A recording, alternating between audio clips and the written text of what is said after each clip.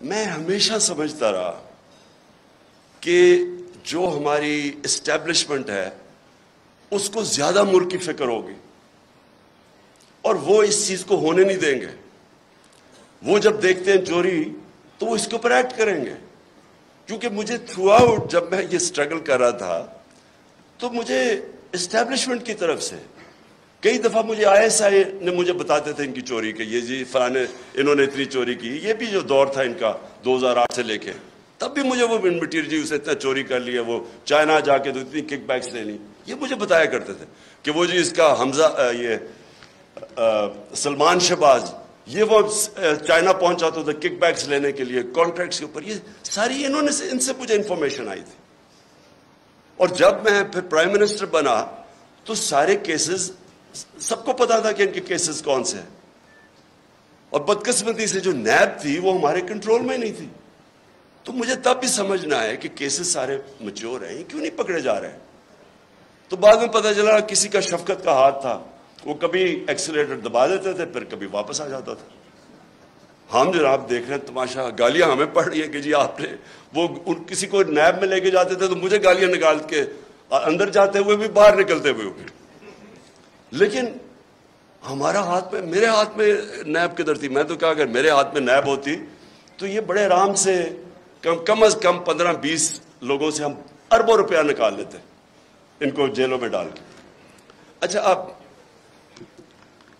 اب جناب یہ اپریل میں جو ہوا، میں جو میرے ذہن میں جو شوق ہے، چلیں ہم یہ نہیں کسی کو اکیوز کرتے کہ وہ ایک سازش کا حصہ تھی، لیکن میں یہ سوال پوچھتا ہوں اسٹیبلشمنٹ سے کہ آپ نے ان لوگوں کو کیسے ہمارے ملک کے اوپر مسلط ہونے دیا جبکہ آپ خود ہی بتاتے تھے کہ ان کی کتنی چوری ہے.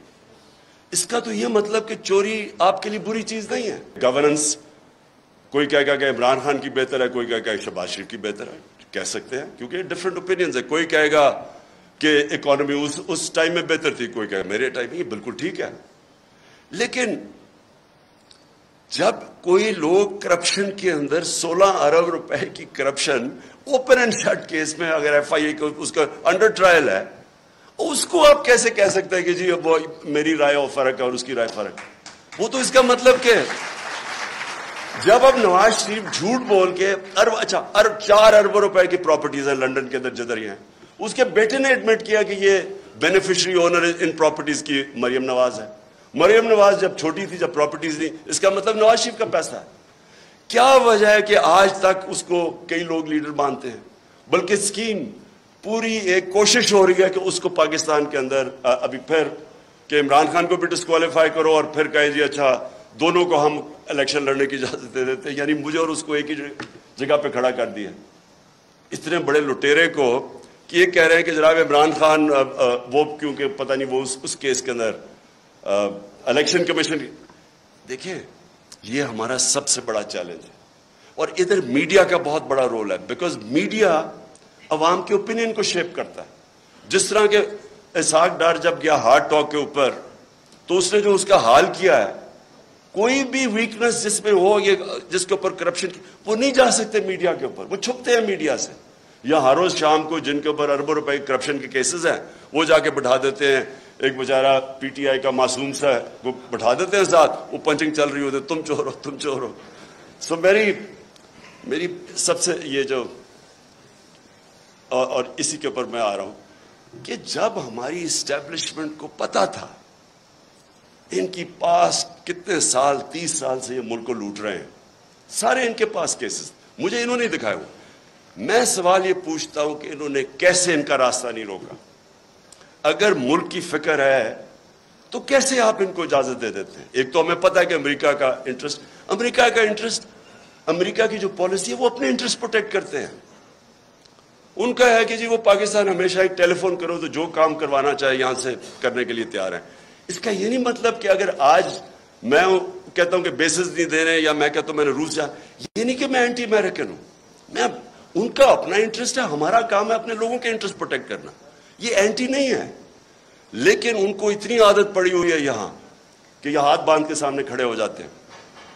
تو میں یہ مجھے ایشو ہے کہ کیسے ایک باہر سے ہمیں پتا ہے ڈونلڈ لو وہ تو سب کے پاس اس کا جو سائفر تھا وہ تو سب کے پاس ہے, وہ تو آرمی چیف کے پاس بھی گیا تھا, پریزیڈنٹ پاکستان کے پاس بھی گیا, میرے پاس آیا, فورن آفس کے پاس, تو وہ تو ہمارے پاس پتا تھا کہ وہ ایک انڈر سیکرٹری کہتا ہے کہ عمران خان کو اگر نہیں ہٹاؤ گے تو کانسیکوینسز ہوں گے پاکستان کے لیے. لیکن میں حیران ہوں کہ جب یہ بھی پتا تھا کہ باہر سے سازش ہے, یہ بھی پتا تھا کہ ہمارے لوگوں کو پیسے دے کے خریدا جا رہا ہے, اور یہ بھی پتا تھا کہ چور ریپلیس کرنے والے ہیں جن کے اوپر کرپشن آپ کے دور میں کیسز بنے ہوئے ہیں, پھر کیسے ان کو اس ملک پہ مسلط ہونے دیا؟ کیونکہ اسٹیبلشمنٹ کے پاس پاور ہے, ان کے پاس اس وقت سب سے زیادہ پاور ہے, تو پاور کے ساتھ ذمہ داری آتی ہے. یہ نہیں ہو سکتا کہ پاور آپ کے پاس ہے اور ذمہ داری کسی اور کے پاس ہے. اتھارٹی اور پاور ساتھ ساتھ جاتے ہیں.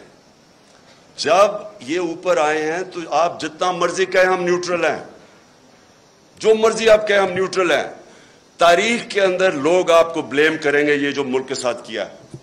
یہ جو اوپر آ کے اوپر بیٹھے ہیں, تاریخ لکھی جا رہی ہے پاکستان کی کہ کیسے آپ نے ان لوگوں کو ہمارے پر مسلط ہونے, اور جو 4 مہینے میں ہوا ہے پاکستان کے ساتھ, ان 4 مہینے میں جو مہنگائی کے اوپر سپوزٹلی آئے تھے اور آج جو مہنگائی ہے,